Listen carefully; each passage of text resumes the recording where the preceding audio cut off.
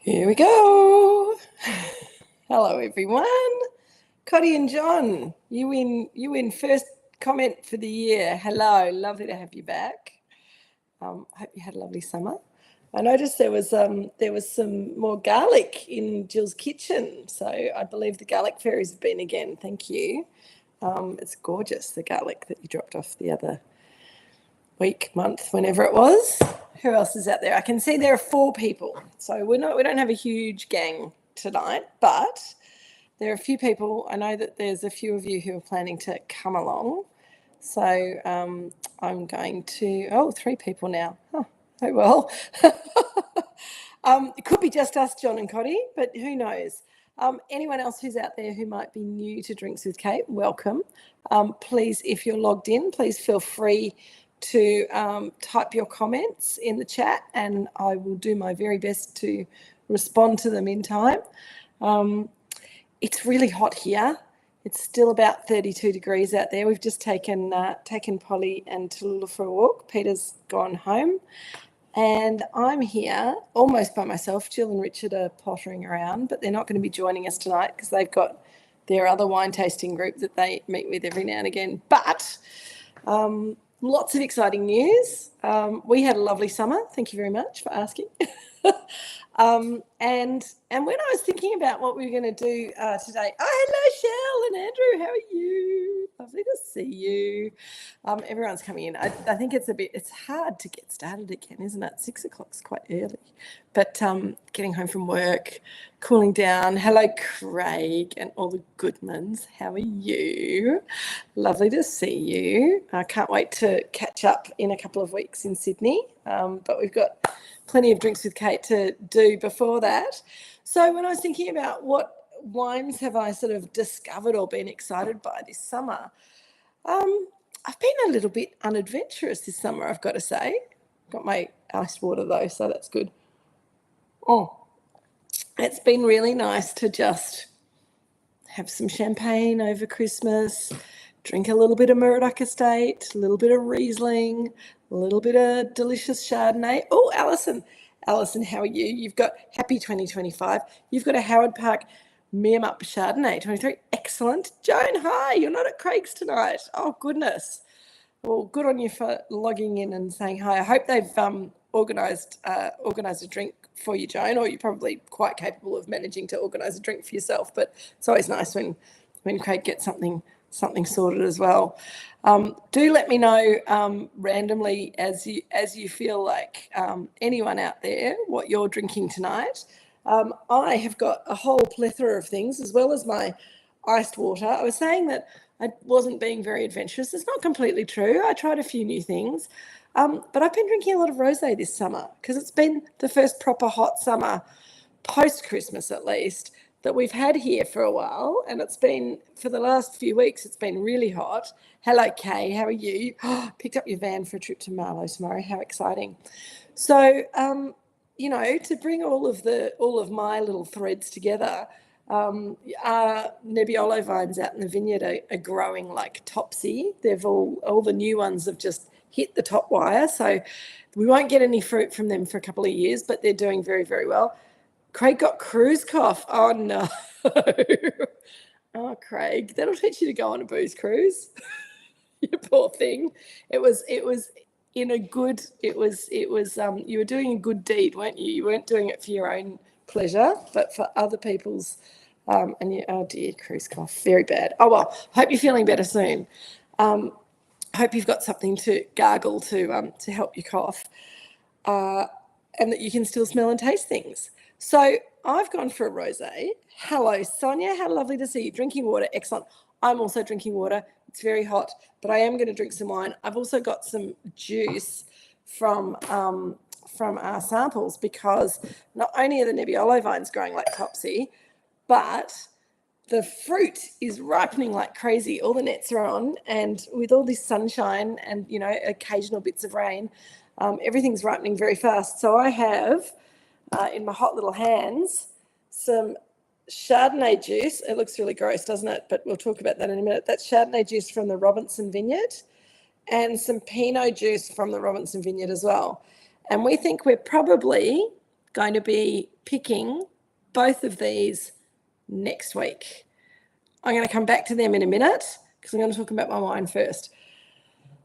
That sounds a bit weird, but they're very, very sweet. So the wine will taste awful after drinking juice. So my wine, Cody, drinking Etna Rosato 2020. There you go. Lots of Sicilian wine over summer. Very good. Very good. So I'm also drinking rosé, and it's not from Italy, but it is from Italian grape variety. So it's a Nebbiolo it's another one of my friend Steve Pennell's wines.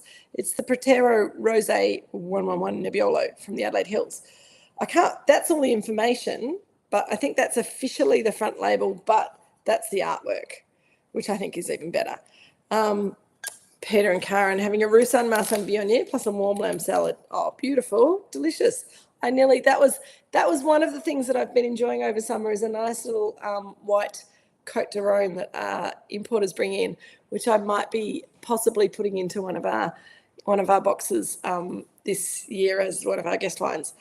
But yes, cold rosé for a hot day, and a rosé made from Nebbiolo because Nebbiolo has some nice colour in the skins, not too much, but just enough to make a lovely pink wine. It's got really good natural acidity, so that's good for a nice crisp rosé. Making a dry style. I usually prefer a Grenache rosé. I haven't had very many Nebbiolo rosés, but also Etna rosé is also terrific. And so I thought this would be lovely for tonight, and it also clashes nicely with my t-shirt. So and my glasses, so that's always a good look too. Shell, you had a Pecorino Isassi from Abruzzo from the Village Wine Bar. Can't find anything like it since. Drinking a Lugano tonight with cheese. I love that Lugano. You sent me a picture of it. It's a delicious wine, very kind of salty and savoury and refreshing. Good hot weather wine. Beautiful. So cheers, everyone. Happy 2025. It's a bit late to be saying Happy New Year, but it's nice to be back.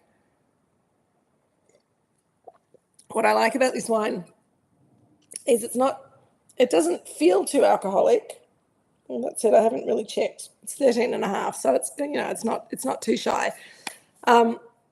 Kay's having a Bass and Flinders Monsoon Gin and Elderflower Tonic. Beautiful. I nearly just had a gin and tonic myself tonight, to be perfectly honest. In this weather, a gin and tonic's absolutely perfect. But if I'm going to drink wine, it's got to either be a crisp white, something like a Riesling, or a young Chardonnay. I think, Alison, your Chardonnay would be delicious. Alison, you've been drinking Nebbiolo Rosé from Featherston. Yeah, delicious.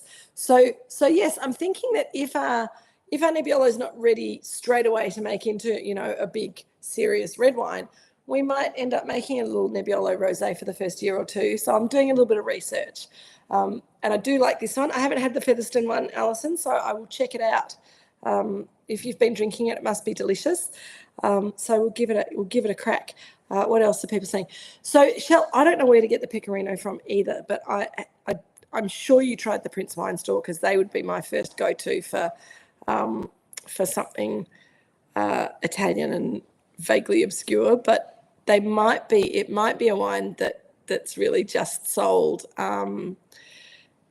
to restaurants and wine bars rather than to retail, so that makes it a bit difficult. I do know that the Chalmers team grow and make a Pecorino, and that was another wine that I nearly brought tonight, but I didn't. It's in my cellar, so another night we'll drink it together maybe. So in the hot weather, it's really important to stay refreshed. So we've talked about making sure that we stay hydrated with water rather than with wine. But also your wine has to not be too heavy. I think for me, I prefer it not to have any sugar in it when I'm trying to refresh myself. And a gin and tonic's different because tonic's got quite a lot of sugar in it, but it's also very bitter. So you need that balance. You got your substitutes from the Prince Wine Store. Excellent, Shell. Well, they'll always have interesting stuff. Even if they don't have exactly what you're looking for, they'll have something else that's almost as interesting. The European Wine Store near Cloud Wine in South Melbourne. Yeah, that's a good idea, Cotty. They're just around the corner from the Prince as well, so not far to walk. I had to recheck that. And I have to say as well, I had that wine in the wine fridge ready for us today, and I pulled it out about an hour ago and thought, that's not cold enough. I could have stuck it in an ice bucket, but instead I just chucked it in the freezer for half an hour, and that works really well. It works even better if you're trying to get a bottle of wine cold quickly, and on a day like today, it's what we all need to do. If you haven't got the right thing in the fridge, you say, oh, I really feel like drinking that, but I don't have it in the fridge, so how can I drink it? Well, we need to make it cold first. Ice bucket, half ice, half water is a really good way to go, because then you can be putting it in and out, but it's a bit drippy, it's a bit messy, and particularly I'm here trying not to drip water all over Mum and Dad's beautiful table. I'm not doing a very good job at the moment because everything's weeping on me. But another option, if you need to get it cold quickly, get a tea towel, make it wet, wrap the tea towel around the bottle that you want to chill down and stick it in the freezer. Don't forget about it. If you forget about it and the whole bottle freezes, then if you're lucky, it'll just freeze, and that's fine. But if you are unlucky, then the bottle will also break, because as liquid turns into solid, it expands slightly. So you've got the issue of glass breakage in the freezer, which makes a horrible mess and means that you then can't drink your wine because it's got glass in it. So tea towel around the bottle, stick it in the freezer. You'll have it pretty cold by the time the tea towel is kind of frozen solid. So that usually takes about 15-20 minutes. I know it's longer than we want to wait for a wine when we're thirsty, but it's well worth it. I still think that an ice bucket's the best way to go, but that's a really good option. Unless you've got one of the cool little doodads that Peter and Nina bought all of the family for Christmas this year, which are one of those wine sleeves that have the cooling, the gel inside them. So you keep that in the freezer. Then when you run down to the cellar, like you just have, Craig, for your Camellia Mataro Rosé, and it's not cold enough, then you get your little sleeve out of the freezer and you put it over the top of the bottle, and within 5-10 minutes, it's chilled it down really nicely, and it keeps it cool too. That's another problem with drinking wine in this warm climate. If you're in a warm room like I am today, and those of you who know Moorooduc know that this space that was the restaurant and is now a multi-purpose room gets pretty hot because we don't have air conditioning. It's pretty good at staying cool for a while, but it gets pretty hot eventually. If you are, hello Nareem and all the Dyes, how you going? Lovely to see you. Craig, you've said, because in fact, the Camellia Mataro was what inspired me to open this today, because I had a bottle of the Mataro last week and thought it was delicious, the new vintage, and I hadn't tasted this Nebbiolo yet, and I thought, oh, we'll give that a go. I'm happy to report that I think this is delicious. I think the Mataro's got a bit more richness to it, and it is almost very flossy, and it's got kind of raspberry lolly kind of notes to it, but it's also very dry. It's got more flavour to it, I think, than a lot of rosés. This Nebbiolo is a little bit more restrained, really tangy acidity, but delicious. I'll let it open up a little bit, and then I'll see if I can give you a better descriptor of it than that. And yes, wine is recoverable if it's been frozen. Some people will say that you can freeze wine and it's great if you defrost it, 2 weeks later. I've done the experiment, and I think the wine does lose something in the freezing and defrosting. But if you do freeze a wine and the bottle survives, it's definitely worth just letting it thaw out and giving it a go. It can often, and it depends on the wine as well. It can often be fine.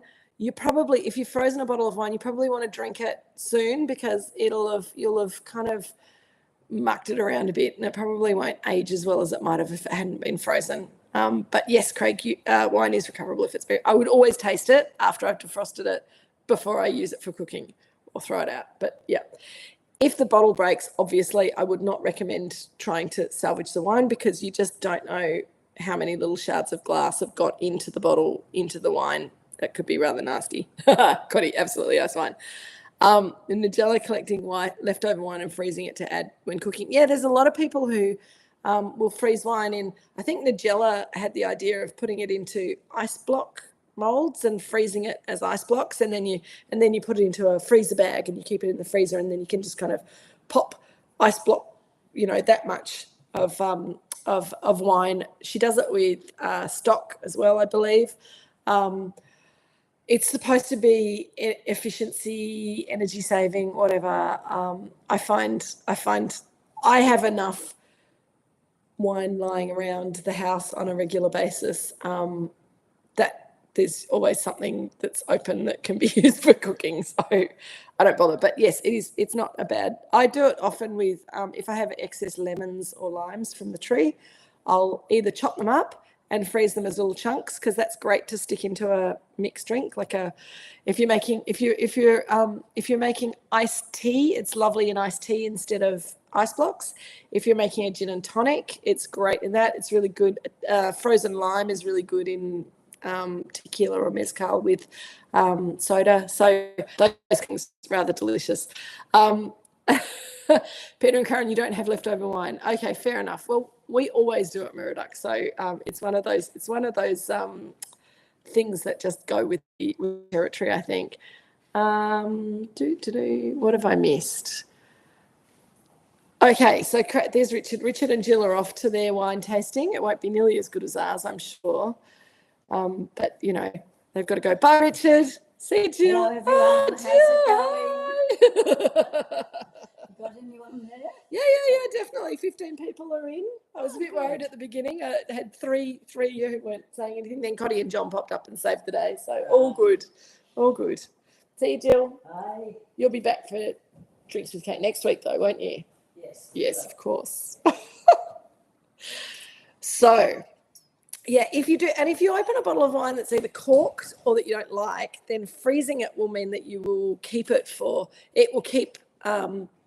without oxidizing for much longer than if you just leave it in a bottle with headspace. So it is quite a good idea to freeze it. If you're not using ice block trays, then if you save plastic water bottles or drink bottles, that's quite a good receptacle to use, or just freeze it in a Tupperware container, just like I do anyway for stock. So I cook chicken for Polly most weeks, and I get stock out of it. She gets the chicken, and I get to make some nice risotto and soup and things like that. So I always have stock in the freezer and chopped up citrus fruits.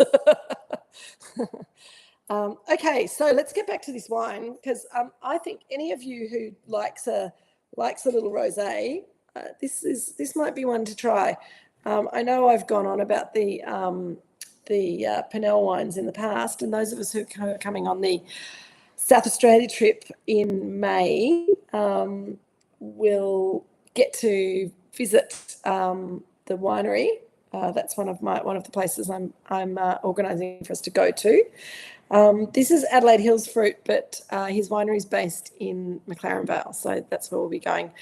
And on that trip, I will have updates very, very soon. I've been talking to my friend over in South Australia.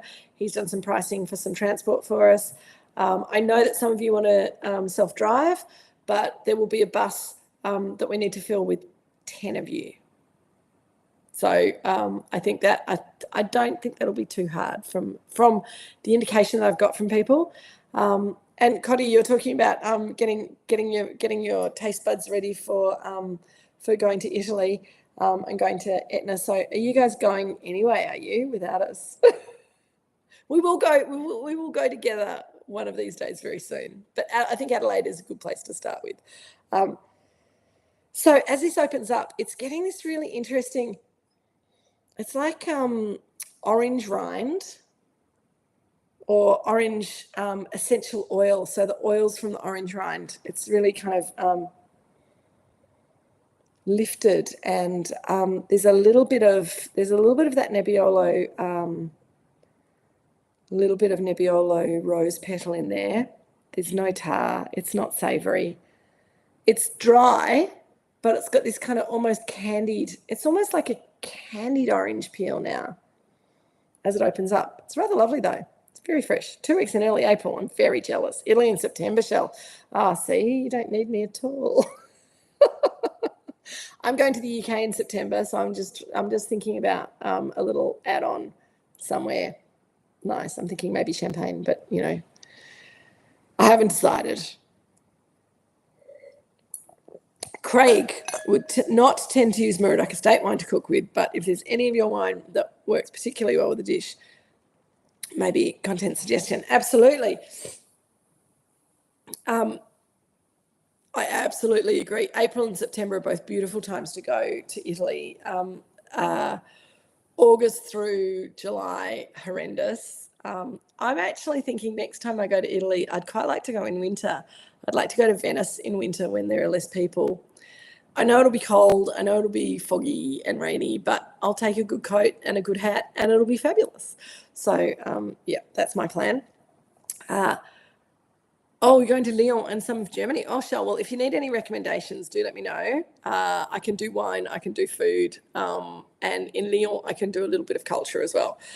So just let me know.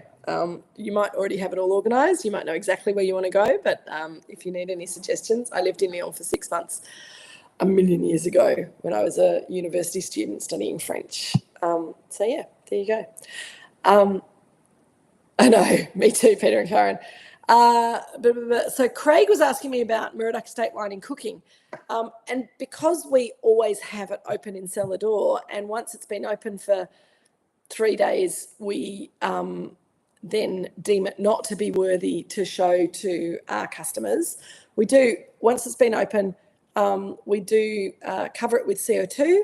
We use our, I think I've told you this trick before, but we use our, what's it called? Soda stream. I'm just looking at the bottle going, what's it called? Our soda stream. You leave it kind of clicked in and you just press down the thing into the bottle and trickle some CO2 into the wine. You don't want to bubble the wine. You just want to trickle it on top of the wine and close it up. And that means that the wine lasts really well for 2 to 3 days, depending on the wine. But after that, we will open new bottles. So anything that we've got left, we will consolidate. We'll consolidate the Chardonnays. We'll consolidate the Pinot Noirs. So it's never just, it doesn't tend to be just one wine, but an amalgam of the single vineyard and estate Pinot, the single vineyard and estate Chardonnay, and sometimes there's a bit of Pinot Gris that goes into the white, or we'll mix the Pinot Gris, the two Pinot Gris up. I think that those wines, when they're a little bit oxidized, they're fantastic for cooking with. I'll use the Chardonnay or the white Pinot Gris in a spaghetti bolognese because I like white wine in bolognese rather than red wine. I will usually use a white wine as well as a little bit of like half a cup as the base for a soup particularly if I'm making a tomato-based soup or something like that. The trick with putting wine into soup is that you need to cook it off before you add the stock, because if you don't, then the wine can smell sort of a bit spirituous from the wine. So you need to boil it well when it's just the wine in with the onions and the carrots and the celery and the garlic and all those lovely smells. Boil it off so that the alcohol boils off, and then add the stock and the other veggies as you choose. The Pinot Noir is a terrific wine to cook coq au vin. So chicken, a bœuf bourguignon is really good with Pinot Noir because it's in the name. It's Burgundy beef. So the red wine of Burgundy is Pinot Noir. So traditionally, that's made. A bœuf bourguignon is made with Pinot Noir. So if you've got leftover Moorooduc Estate Pinot Noir, chuck it in a bœuf bourguignon. You'll be very happy. It's also, what else is it good in? Any sort of slow-cooked red meat dish, the Pinot Noir or the Moorooduc Shiraz works very well.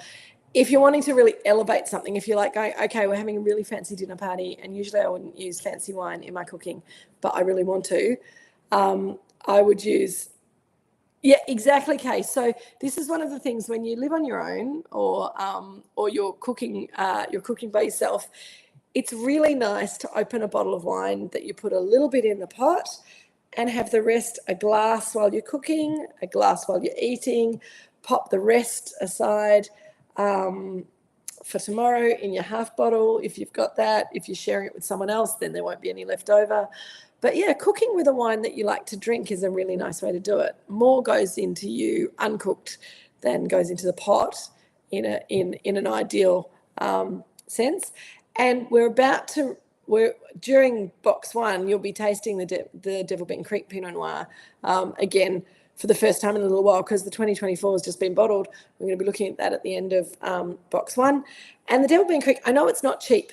I know it's still $30 a bottle, but it is significantly cheaper than the estate wine.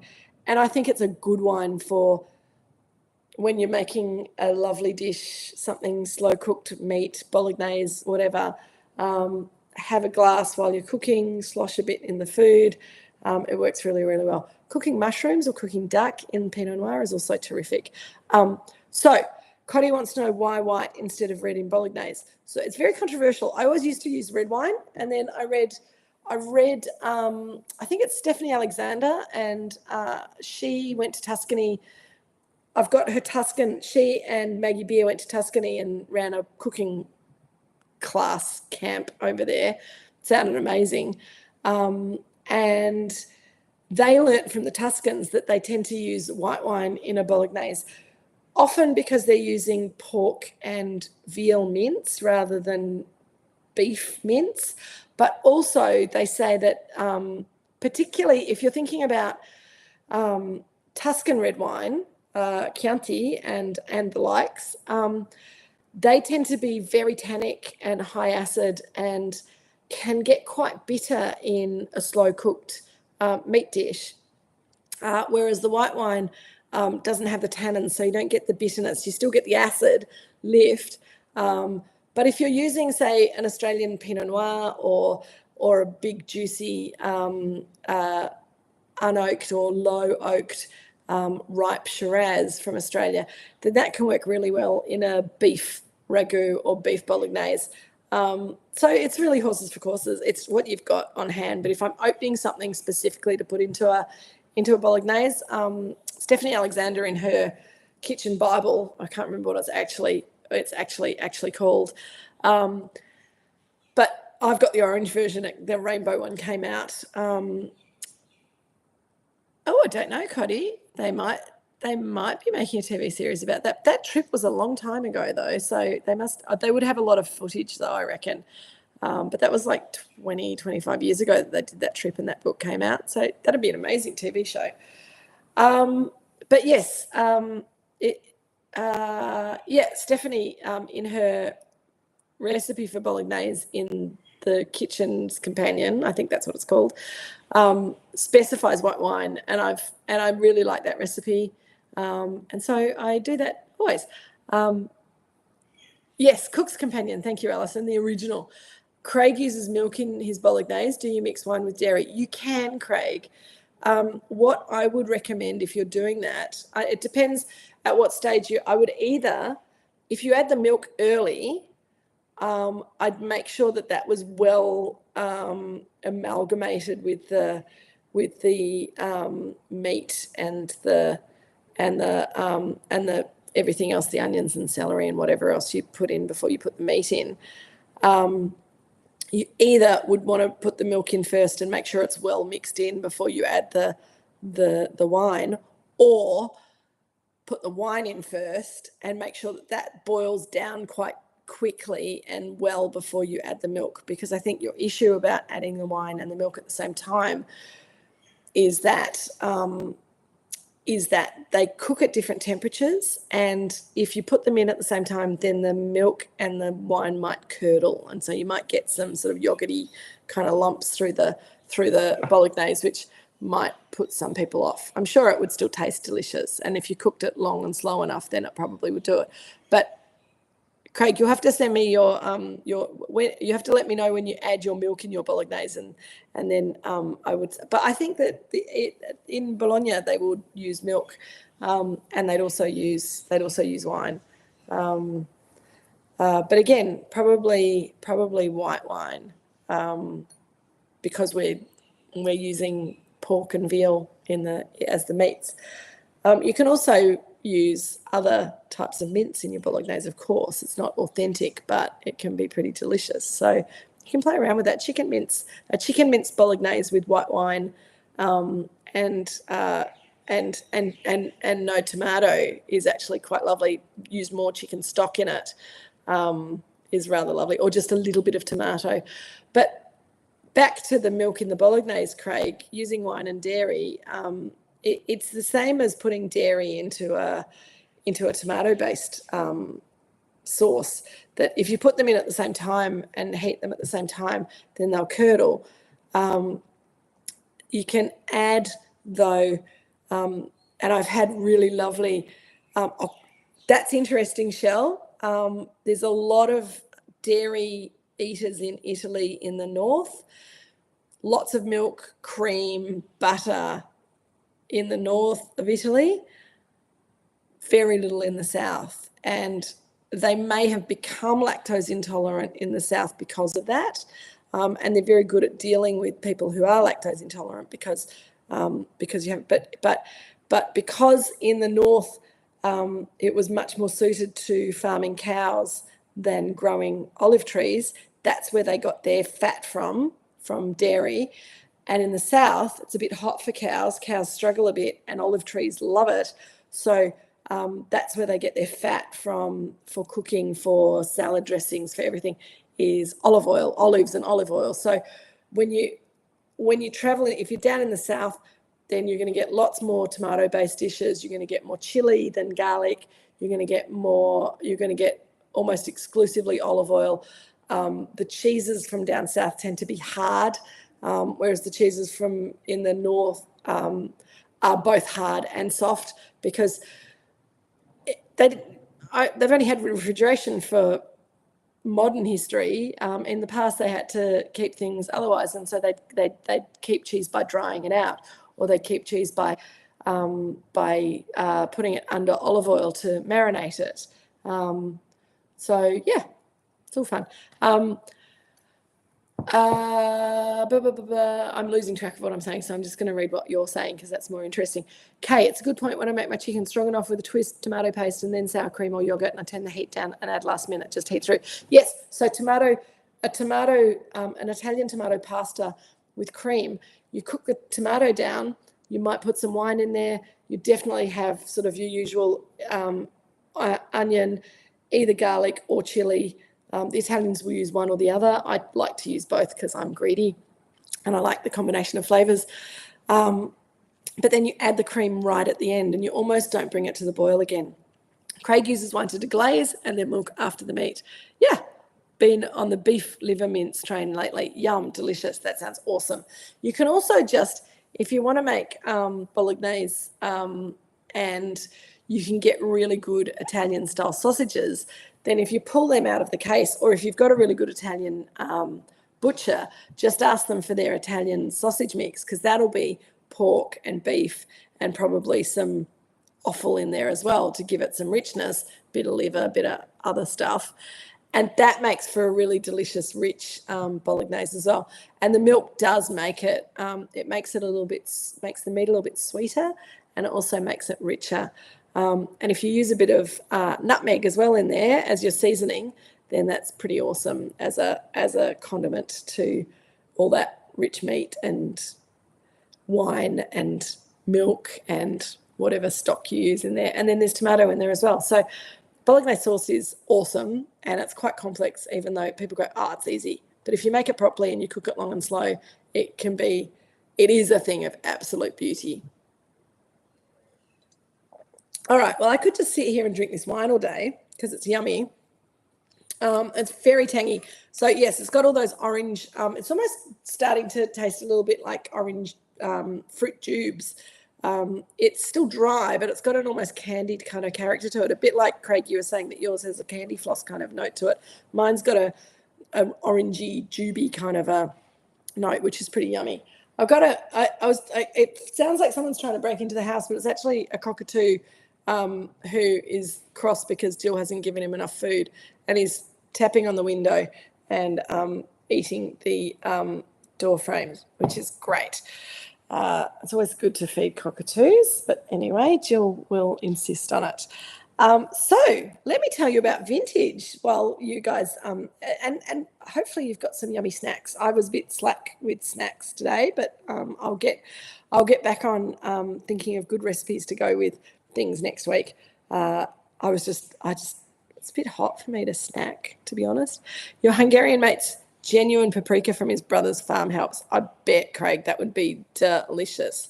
And it would give it a different nuance, bit of paprika in there, just give it that lovely kind of smoky, more red flavour. It sounds stupid, doesn't it? But I think paprika tastes very red. That kind of increases the red flavour of the tomatoes. Really cool. Okay, so vintage. Let me talk to you about vintage because it's very exciting. We think we might be picking next week, which is ridiculous. Those of you who are local will know it's been really hot and it's been dry all summer. In fact, it was dry all winter as well. So it's unsurprising that the vines woke up early. It's unsurprising that, well, for the first time in many years, we had really lovely weather during flowering and fruit set and set a really beautiful crop of fruit. And then the vines have been happily lapping up the sunshine ever since. We have been putting some water on the baby Pinot Noir vines that are over in the old Cabernet vineyard and some water on the baby Nebbiolo vines. So don't worry, they're, as I said before, they're in great shape. Everything else is dry grown. A little bit of water on the front Pinot Noir because they struggled for a few years.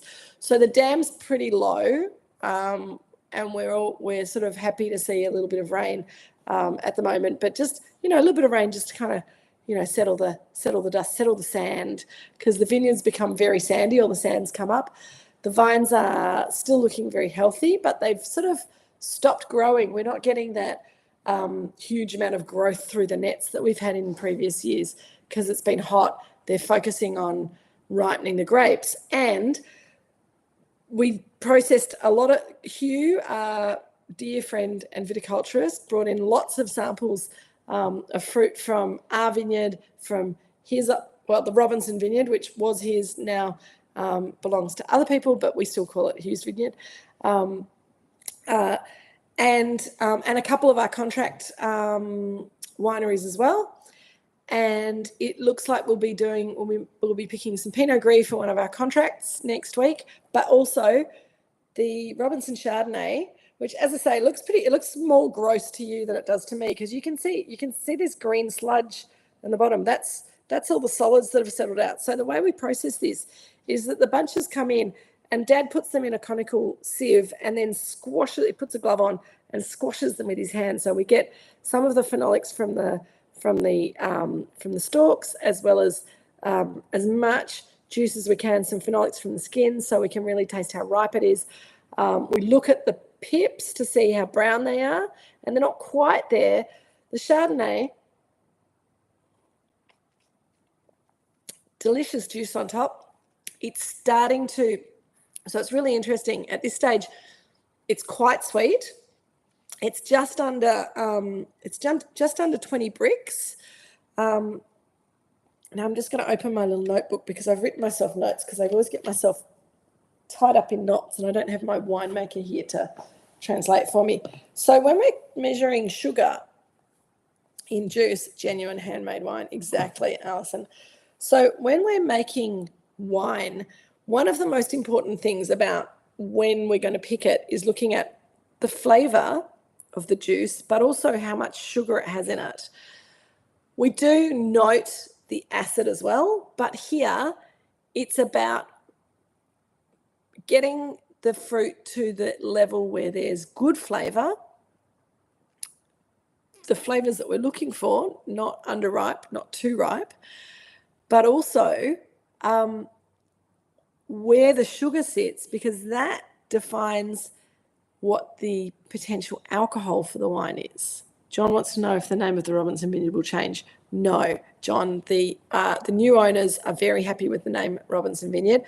We make Robinson Vineyard single vineyard wine. Paringa makes Robinson Vineyard single vineyard wine. It's becoming quite an interesting vineyard for different wineries to make a single vineyard wine from there. So they're quite proud of that name, and they're planning to keep it as far as I know. I'll let you know if that plan changes. But yeah, the Robinson Vineyard, it's a good name for it. So the Robinson Chardonnay was about not quite 20 bricks. And when we're looking at bricks, what does that mean? What does 20 bricks mean? Well, it's a measure. It's about the grams per 100 mils, grams of sugar per 100 mils of juice. And when we're trying to work out what the potential alcohol for the wine is, then we want to convert bricks to Beaumay. And Beaumay is something that other people will report residual sugar or sugar in grape juice. To convert bricks to Beaumay, you divide the number of bricks by 1.8. Bear with me. So I haven't done the sum for the Chardonnay because it's not quite ready. It's delicious, and it's always amazing how sweet grape juice for wine tastes. This has still got really tangy acidity, and it hasn't quite developed enough flavour. But at that just under 20 bricks, we'll be looking at getting another 1 to 3 bricks of sugar in there over the next week. And if the weather stays, well, it's going to cool down a little bit, but it's going to cool down and stay sunny. And that's really perfect ripening weather. Not a lot of rain, so we're concentrating flavours. So probably by next week, it'll be up to 21, 22 bricks. There'll be more flavour development. The acid will have softened a little bit. It'll still be really tangy. And that might be the time to pick it. On the other hand, this little Pinot Noir, and people always say to me, oh, so I guess Chardonnay ripens before Pinot Noir, but we almost always pick Pinot Noir before Chardonnay. Not always, it's not a rule. We look at the numbers, we look at the flavours, and we make those decisions as they come, but almost always the Robinson Pinot Noir is one of the first fruit that we pick, and this is Robinson Pinot Noir. It's from the upper block, it's MV6, and it tastes significantly sweeter. It's 21.5 bricks, which if you convert that to Beaumay, which relates to potential alcohol, is about 12 Beaumay, just under 12 Beaumay, which means that if we picked this now and fermented it, we'd get about 12% alcohol in the wine.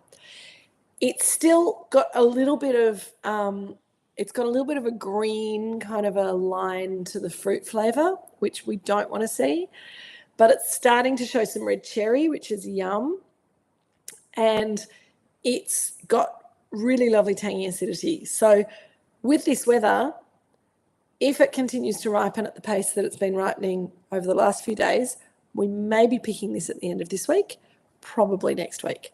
We have some Pinot Gris coming in, as I said, from one of our contract clients. That's also ripening super fast and needs to be picked before the birds eat it all. So this time next week, I very well could be smudgy and covered in grape must to talk to you in my work gear rather than my my glamour gear that I put on for you guys, especially on a Thursday night. But yeah, it's very exciting.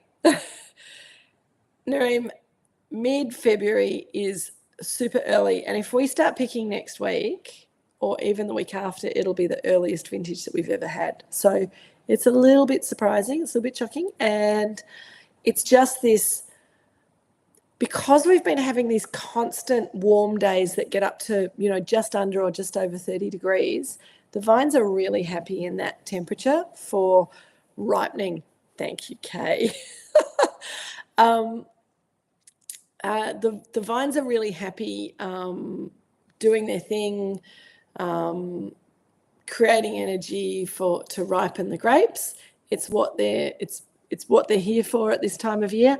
When it gets up much over sort of 35 degrees, that's when they close their stomata and they shut down in the real heat. So we've had a couple of really hot days in the last couple of weeks, but they only last for sort of a day, and then it cools down a little bit at night, and the vines are like, oh, okay, I can breathe again now.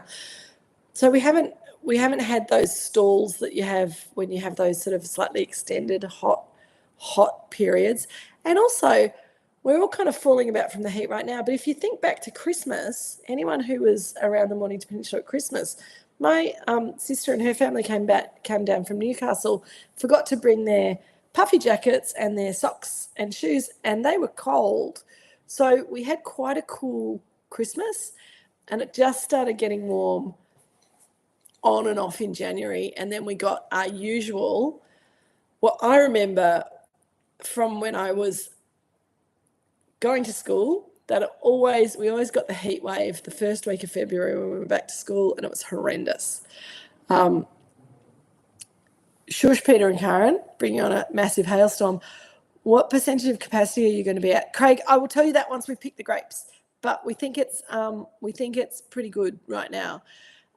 You are right, Peter and Karen. It could still all go horribly wrong. That thunderstorm that we had in around the bay on Sunday was amazing to watch. It only came near here very briefly, so touch wood. And any of you who like Sue and Jeff, who I don't think are on tonight, Sue sent me some amazing photographs from Dramana Beach of the lightning strikes. I stood out on my back deck at my house in Mount Eliza, and it was like surround sound, lightning and thunder. But no, we didn't get any hail on Sunday, Nareem. There was massive hail in Torquay. There were massive lightning strikes all the way around the peninsula. It kind of went around us and drifted around and off into wherever it went to next. It was incredible. It was wonderful to watch. I got a little bit of hail in Mount Eliza. I got a lot more rain. They only got 20 centimetres of rain here. Like, it was crazy. Cotty, you guys had 33 mils of rain, hail, thunder, lightning, wind, everything. We had the wind. We had the thunder and lightning off in the distance, but it was, you can tell when a storm comes because the thunder and lightning happen at the same time. And we had for maybe a couple of minutes they were really close together, and then they went further apart. So it just missed us. So very lucky. Not 20 mils. We had 20 centimetres of rain, Alison. So it was enough rain. It was good amount of rain here. But I know people who got 80 mils. 20 mils. 20 mils was a lot of rain. I know people though nearby who got 80 mils of rain. In Geelong, I was talking to someone. Sorry, Alison, my brain's not working properly today. I'm like getting my mils and my centimetres and my inches all mixed up. So I might just have another little, I think my brain's fried. I also have been in Perth for a couple of days. So I'm slightly jet lagged. Our Perth distributor likes to have the first tasting of the year in early February. So I just flew back last night, got back at 1 o'clock in the morning, and back to Melbourne time now. So yes, you're right, Alison. 20 mils is a lot of rain. 33 is huge, but as I say, a friend of mine in Geelong, who was also in Perth yesterday, said they got 80 mils of rain over the same storm system, which was just outrageous. I can imagine, Nareem, that the hail wasn't fun to drive in. We were just really super lucky here. So let's hope, as you say, Karen and Peter, I could be jinxing us horribly, so we might stop talking about that now. But very happy for those sort of weather patterns to pass by near but go around. It's very nice. I feel absolutely devastated for far North Queensland as well. Just horrendous. Kay said it was pouring in Langwarrin. Looked at the map. Yeah, there was a big hole around Somerville, Tayab and Chirong. So it was weird because I got like really heavy rain. I don't have I really should get myself a rain meter at Mount Eliza, because it would be interesting to see how much rain we get there compared to here. But yeah, it really was crazy. And yes, this weather shit is real. More and more extreme weather events to be expected in life. And we do just have to learn to deal with it and scratch our heads and just go, oh, well, here we go. Hang on tight. So that's the excitement. If it stays warm, though, it's going to be pretty uncomfortable in the winery while we're processing fruit and making wine. We'll be in and out of the cool room, I'm sure, with the fruit. The fruit gets the air conditioning. The humans don't so much. What have I missed? Haven't missed anything. I don't think. So yes, Craig, I'll let you know with percentage of capacity, but we think we might be back up to what we expect to get from our vines, whereas last year it was about 60% and the year before it was 40%. So it would be really nice to get some quantity as well as quality. Fingers crossed. Watch this space. So lovely to see you all again. I just noticed that we've been nattering for over 50 minutes, so that's good that we haven't lost the knack of it. It's been lovely to see you all online again, and anyone who's new and who might just be kind of watching on and listening and kind of trying to work out what's going on. We will be a little bit more, so when we have a wine from the box, I try to be very well behaved at the beginning of the tasting and give you a proper tasting note and a proper talking about the wine and where it came from, how it's made, how it matches to the food that I've suggested. And then, things sometimes disintegrate. Sometimes we get very intellectual. It just depends on our mood. But anyone who hasn't joined us before and who's joining us now and who hasn't given up already tonight, you're very welcome to jump on and jump off whenever you've had enough, or if you want more. We'll be here. We'll be here for sort of 35 to 45 minutes, maybe a little bit. I do try to be well behaved, and you also try to derail me, but we'll see how we go. Anyway, Alison, lovely to see you. Lovely to see you all. We are very serious, absolutely, Kay. And I can't wait to get started with box 1 next week. And for any of you who are coming to I Macaroni the following week in Sydney, I can't wait to see you. Anyone who's kind of thinking about maybe flying up, do it. It's an awesome little restaurant, and they do cooking classes as well. So gorgeous Italians, lots of fun. Lovely to see you, Joan. Thank you for joining in. See you later, Sonia. See you, Shell and Andrew. See you, Peter and Karen. Cotty and John. Craig and Karen. So Craig, you're in isolation. Where's Karen today? I didn't ask. You have to let me know. Send me text. It's nice to see that you didn't get censored today. I hope you're feeling better soon. I will see you guys all next week at 6 o'clock with whatever wine it is that we're starting with. I can't remember, but I will send you an email on Monday with all the details and a food and wine match as well. So I'll see you next week. Welcome back. Happy 2025. Cheers. Hi, Pete. Just joined us. Hilarious.